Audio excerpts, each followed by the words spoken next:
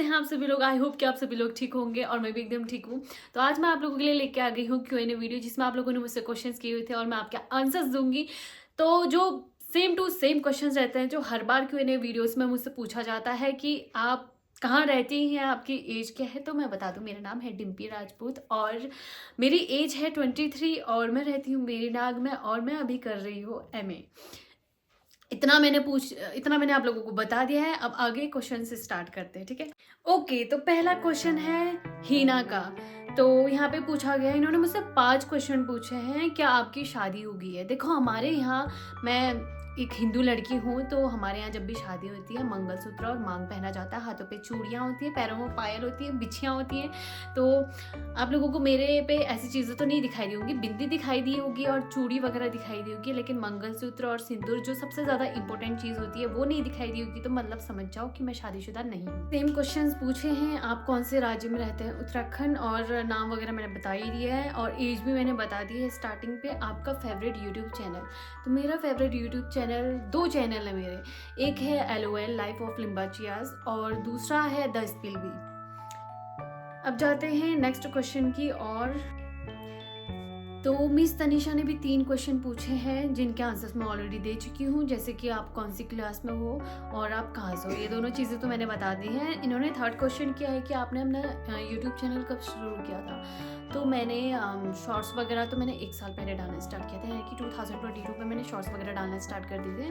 और वो भी शायद 1 साल नहीं हुआ था, 2022 अगस्त या अक्टूबर में से स्टार्ट किया था। और उसके बाद मैंने डालना स्टार्ट किया था व्लॉग्स वगैरह। जब मैंने डालना स्टार्ट किया था वो किया था मैंने 2023। उसमें भी मैं डेली व्लॉग्स नहीं बनाती थी, बस नॉर्मल कभी कभार कहीं जाओ तो इतना ही। नेक्स्ट क्वेश्चन पूछा है देव दीपू जी ने। तो इन्होंने पूछा है कि आप मेकअप कितना वाला लगाती हो। देखो भाई साहब, मैटर ये नहीं करता है कि मैं मेकअप कितने वाला लगाती हूँ, मैटर ये करता है कि आप किसके पैसों से मेकअप करती हो। देखो, मैं खुद के पैसे, मैं खुद कमाती हूँ, मैं खुद से मेकअप के प्रोडक्ट्स लेती हूँ। बात ये है कि मैं अपने घर वालों से, अपने पापा से, मम्मी से पैसे मांग के मेकअप के प्रोडक्ट्स नहीं खरीद रही हूँ। और अगर आपको जानने की बहुत ज़्यादा खुजली है और आप बहुत ज़्यादा इच्छुक हैं इस बारे में कि मैं कौन सा मेकअप यूज़ करती हूँ या कौन कौन से प्रोडक्ट्स की यूज़ करती हूँ, तो आप जाके देख सकते हैं। मैंने एक बहुत बड़ा वीडियो बनाया है गेट रेडी विद मी का, आप उसमें देख सकते हैं। मैंने उसमें सारे रेंजेस और सारे मेकअप प्रोडक्ट्स वगैरह टैग किए हुए। आप असम से हो या नेपाल से हो, जितनी बार भी मैं Q&A या क्वेश्चंस आंसर्स के ऐसे करके मैं आप लोगों से बोलती हूँ कि आप मुझसे क्वेश्चंस करो, उतने बार मुझे ये चीज़ पक्का मतलब क्वेश्चंस में आती है कि आप असम से हो या आप नेपाल से हो या आप चाइना से हो या आप यहाँ से हो। तो मैं उत्तराखंड से हूँ। हो सकता है कि हमारी जो आइज़ की वजह से आप लोगों को ऐसा लगता होगा, लेकिन मैं उत्तराखंड से हूँ। नेक्स्ट पूछा है नितेश सिंह राणा ने। उन्होंने पूछा है कि हाइट कितनी है तुम्हारी और रियल नाम। देखो यार, हाइट ना मुझे भी नहीं पता कि मेरी कितनी हाइट है, और मेरा रियल नाम है दीक्षा बोरा। बहुत सारे लोगों को पता होगा कि डिम्पी राजपूत मेरा रियल नाम नहीं है, तो वो लोग आके पूछते हैं कि आपका रियल नाम क्या है, आपका रियल नाम क्या है। तो मेरा रियल नाम है दीक्षा बोरा, और इस नाम को मैंने डिम्पी राजपूत नाम क्यों रखा, इसकी भी बहुत बड़ी कहानी है। तो जब मैं 11th 12th में पढ़ती थी तो मेरे पेरेंट्स जो थे वो बहुत ज़्यादा स्ट्रिक्ट थे। सोशल मीडिया वगैरह में अकाउंट वगैरह दिख जाए तो उसके बाद बैंड बज जाती थी, इसलिए मैंने अपना नाम चेंज कर दिया। मैंने अपना पहले नाम रखा था दिव्यांशी, और उसके बाद मैंने अपना नाम पता नहीं क्या क्या रखा था, और फिर एक दिन मैंने डिम्पी राजपूत रखा। और डिम्पी नाम क्यों रखा पता है? डिम्पी नाम इसलिए रखा, उन दिनों चल रही थी हीरोपंती। तो हीरोपंती मूवी देख के उसमें जो हीरोइन थी कृति सनन, उसका नाम डिम्पी था मूवी में। तो मैंने सोचा यार डिम्पी नाम अच्छा ही लग रहा है, तो मैंने इसको रख दिया। और पता नहीं इस नाम से मुझे फेम मिल जाएगा इतना सारा, ये मुझे पता नहीं था, तो तब से मैंने नाम चेंज नहीं किया। नेक्स्ट क्वेश्चन किया है शाहरुख पठान जी ने। तो उन्होंने बोला है कि आपको यूट्यूब चैनल बनाने का ख्याल कहाँ से आया। तो तो ये ख़्याल मुझे इंस्टा से ही आया जब मैंने इंस्टाग्राम पे स्टार्टिंग मैंने यूट्यूब से नहीं की थी, स्टार्टिंग मैंने इंस्टाग्राम से की थी। तो स्टार्टिंग के मैंने 1-2 साल इंस्टाग्राम को दिया था पूरा।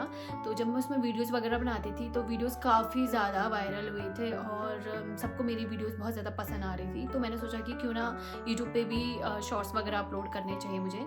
तो मैंने शॉर्ट्स वगैरह अपलोड किए उस पे। तो स्टार्टिंग में तो वही 1-2 व्यूज़, 19-20 व्यूज़ आते थे। फिर धीरे-धीरे मैंने उसमें भी डेली शॉर्ट्स अपलोड करना स्टार्ट किया। तो फिर काफ़ी अच्छा रिस्पॉन्स मिला और मैंने ये भी सोचा कि जब मुझे इंस्टाग्राम से इतना ज़्यादा प्यार मिल रहा है, मेरी वीडियोज़ को लोग इतना ज़्यादा पसंद कर रहे हैं, तो यूट्यूब पे भी अपलोड करूँगी तो यूट्यूब पे भी पक्का मेरे मतलब अच्छे रिस्पॉन्स आएँगे, अच्छे सब्सक्राइबर्स हो जाएँगे और यही हुआ। जैसा मैं सोचती हूँ कभी-कभी ऐसा हो जाता है। अगला क्वेश्चन है जोगा 47। तो इन्होंने मुझसे बोला है कि ओम श्री हर देवता का जो मंदिर जहाँ है वहाँ क्या सब भगवान रहते हैं? तो मैंने इस साल पे एक व्लॉग बनाया था जिस पे मैं अपने गांव के सारे देवताओं के मंदिर गई थी आशीर्वाद लेने के लिए। तो वहाँ पे एक श्री हर देवता जी का भी मंदिर था जिसे हम हरजू मंदिर बोलते हैं। तो वहाँ पे सिर्फ हर देवता का मंदिर है, ठीक है। अंदर से हमने भी नहीं देखा है, शायद अलाउ नहीं करते हैं अंदर औरतों को, तो मैंने अंदर से देखा नहीं है। बस इतना पता है कि हाँ हर जी का मंदिर है हमारे। फिर से शाहरुख पठान जी ने पूछा है कि आप गुजरात कब आओगे घूमने? अपना उत्तराखंड ही घूम लूँ पहले। मैं उत्तराखंड की मतलब बहुत सारी ऐसी जगह है जहाँ पे मैं कभी घूमने ही नहीं गई हूँ। गुजरात कैसे आऊँगी? गुजरात तो हमारे कोई रिलेटिव्स भी नहीं है। और नहीं तो ऐसा होता है ना कि भाई बहन की शादी हो तो फिर घूम के आओ एक चक्कर फैमिली के साथ। मोहम्मद रिजवान सिंगर ने पूछा है आपकी हॉबी क्या है? मेरी हॉबी क्या है? मेरी हॉबी अब तो मुझे खुद नहीं पता। पहले तो बहुत सारी हॉबीज थी, डांस करती थी और गाना भी गाती थी कभी कभी, और पेंटिंग करती थी और लिखती थी। यही समझ लो, लिखना मेरी हॉबी है। कभी कभी लिख लेती हूँ मन किया तो। आजकल तो मैंने कब से नहीं लिखा है कुछ भी। और क्या है फिर? बाकी मेरी हॉबी यही है, रील्स बनाना, शॉर्ट्स बनाना, बस मुंह से लिप सिंक करना, यही मेरी हॉबी है। फिर से एक और आ गया, what is your exact height? मुझे सच में मेरी हाइट नहीं पता है, पता नहीं कितनी है। धर्मेश जाधव ने पूछा है 5 क्वेश्चन पूछे हैं, नहीं 4 क्वेश्चन पूछे हैं। तो उन्होंने बोला है आपका रियल नाम क्या है? मैंने बता चुकी हूँ। और आपकी शादी, ये भी मैं बता चुकी हूँ।